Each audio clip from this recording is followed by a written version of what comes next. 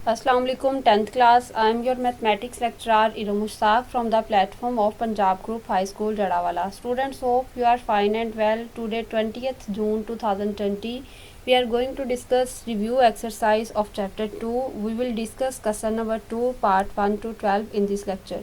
Students as you know हम अपना chapter detail में कंप्लीट कर चुके हैं। एक्सरसाइज 2.1 टू 2.7 हमने डिटेल में की, 2.8 की हमने फर्स्ट 5 क्वेश्चंस किए हैं। तो आप पे काम का बर्डन ज़्यादा ना हो इसलिए मैंने आज क्वेश्चन नंबर 2 जो बहुत ज़्यादा इंपॉर्टेंट है शॉर्ट के हवाले से, उसके सिर्फ 1 से 12 तक पार्ट सेलेक्ट किए हैं।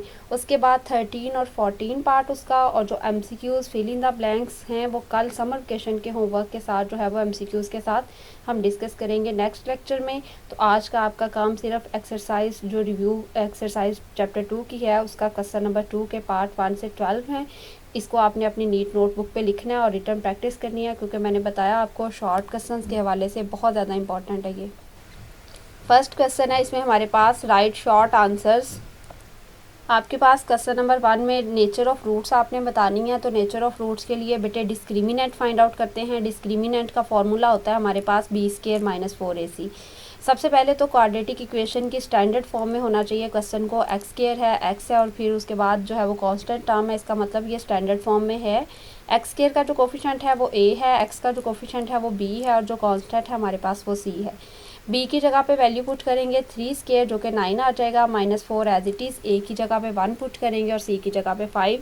4 5 आर 20, ये -20 आ जाएगा। तो 9 में से 20 माइनस करेंगे, ये -11 आ जाएगा। ये जो आंसर आता है ना ये इस पर डिपेंड करता है कि रूट्स किस तरह के होंगे। सबसे पहली बात तो ये कि ये माइनस में आंसर आ गया तो रूट्स इमेजिनरी हैं, और साथ में आप इसके एक और वर्ड भी लिख सकते हैं कि अनइक्वल है, यानी इस इक्वेशन को सॉल्व करके जो दोनों आंसर्स आएंगे वो एक जैसे नहीं होंगे, बल्कि जो है वो एक दूसरे के बराबर नहीं होंगे। बल्कि उसके बाद जो है वो अगर फ़र्ज़ करें यहाँ पे पॉजिटिव नंबर आ जाता तो आप लिखते हैं roots are real and unequal. अगर यहाँ पे 0 के इक्वल आ जाता तो आप लिखते हैं roots are equal and real.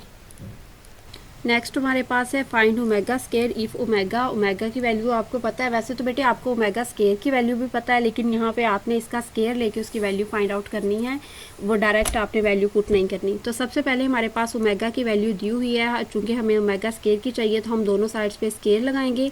इस साइड का स्केयर लगाएंगे तो ये ओमेगा स्केयर लास्ट तक एज इट इज़ आ जाएगा। डिनोमिनेटर का स्केयर लेंगे तो वो 2² 4 हो जाएगा, वो भी लास्ट तक एज इट इज़।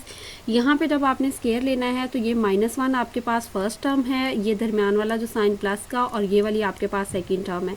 2 टर्म्स और दरमियान में प्लस का साइन है तो होल स्केयर का फॉर्मूला लगाएगा। फर्स्ट टर्म का स्केयर, फिर सेकंड टर्म का स्केयर +2 फार्मूले वाला, उसको मल्टीप्लाई करते हैं फर्स्ट टर्म से। जो फर्स्ट टर्म का साइन है वो उसके साथ आएगा और ये जो सेकंड टर्म है ये आ जाएगी।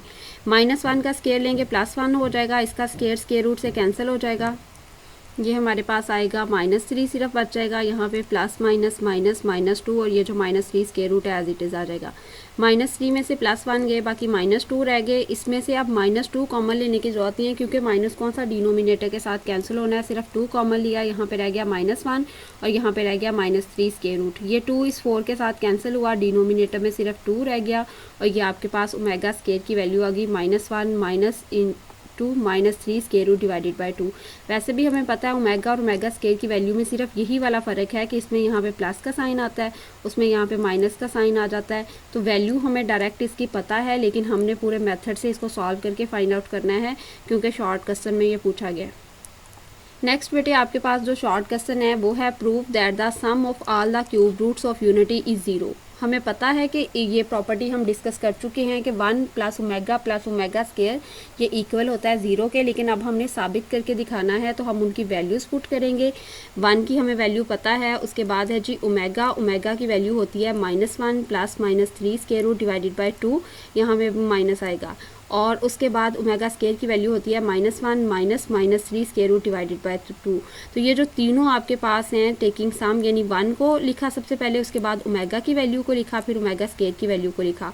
चूँकि फ्रैक्शन है और दरमियान में प्लस माइनस का साइन है तो एलसीएम लेंगे। जब एलसीएम लेंगे तो ये वाला जो है यहाँ पे इन दोनों का सबसे पहले एलसीएम लिया है, इसके एलसीएम लेने से कोई फ़र्क नहीं पड़ेगा, क्योंकि यहाँ पे 2 के साथ कैंसिल हो जाएगा, ये टर्म भी एज इट इज़ आ जाएगी, यहाँ भी 2 इस 2 के साथ कैंसिल हो जाएगा, ये टर्म भी आ जाएगी।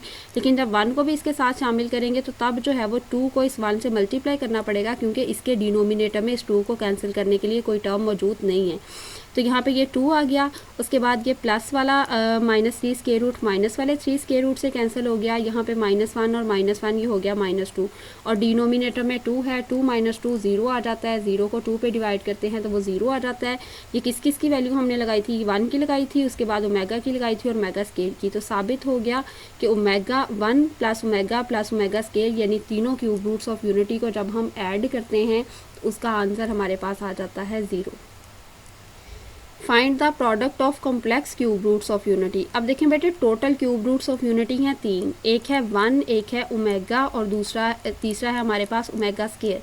जो 1 है वो तो एक रियल नंबर है, तो फिर complex cube root of unity की जब वो बात करते हैं तो इसका मतलब है वो ओमेगा और ओमेगा स्केयर की बात कर रहे हैं। तो अब मल्टीप्लाई करना है। पहले जो पिछला क्वेश्चन था उसमें उन्होंने कहा था sum of all cube roots of unity, इसमें सिर्फ कॉम्प्लेक्स की बात की है।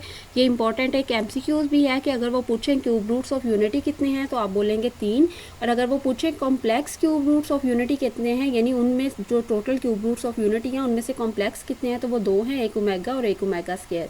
अब बेटे हमने इन्हीं दोनों को मल्टीप्लाई करना है। ओमेगा की वैल्यू लिखी है, यहाँ पे माइनस ओमेगा की वैल्यू लिखी है। चूंकि मल्टीप्लाई करने का कहा है तो हमने उनको मल्टीप्लाई करना है।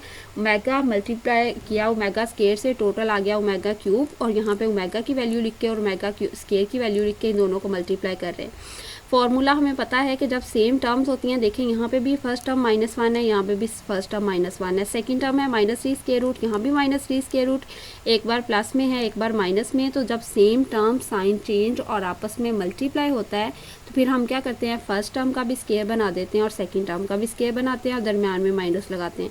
यहाँ पे हमारे पास है फर्स्ट टर्म बेटे -1, तो फर्स्ट टर्म का स्क्वायर बनाएंगे, उसके बाद प्लस माइनस माइनस, दरमियान में माइनस आ जाएगा, और जो सेकंड टर्म है -3 स्क्वायर रूट उसका भी स्क्वायर बना देंगे। स्क्वायर के बाद माइनस ख़त्म हो जाता है, क्योंकि जब आप -1 को -1 से मल्टीप्लाई करोगे तो माइनस माइनस प्लस हो जाएगा, और 1 को 1 से मल्टीप्लाई करने से 1 नहीं रहता, तो इसका आंसर 1 आ जाएगा। यहाँ पे स्क्वायर रूट से कैंसिल हो जाएगा, बाकी बचेगा -3। ये -3 और ये वाला -3 बेटे माइनस माइनस प्लस हो जाता है। मल्टीप्लिकेशन में आप साइन भी चेंज कर देते हो, आप यहाँ 2 साइंस माइनस की बजाय सिर्फ एक प्लस का साइन आ जाएगा। अब ये 1 भी प्लस का है तो 3 भी प्लस का हो गया, क्योंकि माइनस माइनस प्लस, तो 1 + 3 ये टोटल हो जाएगा 4। डिनोमिनेटर में हमारे पास था यहाँ पे 2 और 2, ये डिनोमिनेटर वाले आपस में मल्टीप्लाई होंगे, 2 2 = 4, ये ऐसे ही हमने डिनोमिनेटर में लिख दिया। अब 4 को 4 पे डिवाइड किया तो 1। ये बात याद रखिएगा कि जब न्यूमिनेटर और डिनोमिनेटर में टर्म्स को आपस में कैंसिल करते हैं, या फिर ऐसे याद रख सकते हैं कि जब मल्टीप्लिकेशन या डिवीजन में टर्म्स को कैंसिल करते हैं तो आंसर हमेशा 1 आता है, और जब प्लस माइनस में टर्म्स कैंसिल होती हैं, जैसे यहाँ पे होता फ़र्ज़ करें +4 और यहाँ पे होता -4, तो प्लस माइनस में जब टर्म्स आपस में कैंसिल हो जाती हैं तो आंसर 0 आता है, क्योंकि एडिटिव आइडेंटिटी 0 है। और जब ऐसे मल्टीप्लिकेशन या डिवीजन में कैंसिल होती हैं तो आंसर 1 आता है, क्योंकि मल्टीप्लिकेटिव आइडेंटिटी 1 है।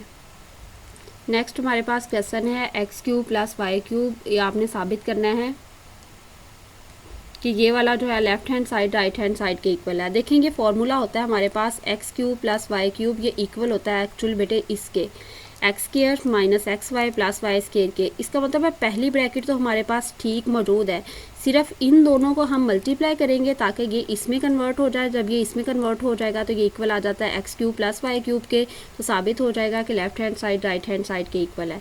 तो x + y स्टार्ट पे एज इट इज़ लिखते आ रहे हैं, सिर्फ अगले वाली दोनों ब्रैकेट्स को मल्टीप्लाई करेंगे। पहले हम x को मल्टीप्लाई करेंगे इन दोनों के साथ, तो ये हो जाएगा x² और ये हो जाएगा xy ओमेगा स्क्वायर स्टार्ट पे भी लिख सकते हैं।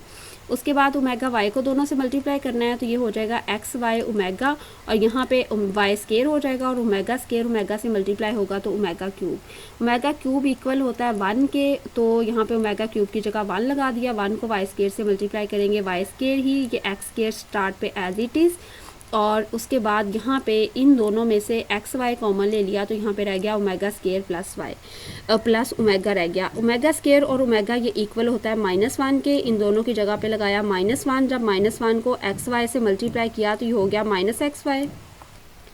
तो ये आपके पास हो गया है जी X square minus X Y plus Y square. यहाँ तक आपके पास ये फॉर्मूला क्लोज हो जाता है। कैसे? जब दोनों टर्म्स के दरमियान एक पर प्लस हो, फिर फर्स्ट टर्म का स्क्वायर सेकंड का स्क्वायर और दरमियान में दोनों की मल्टीप्लिकेशन, और जो प्लस का फॉर्मूला होता है वहाँ पे माइनस लगा होता है जहाँ पे दोनों टर्म्स की मल्टीप्लिकेशन करते हैं।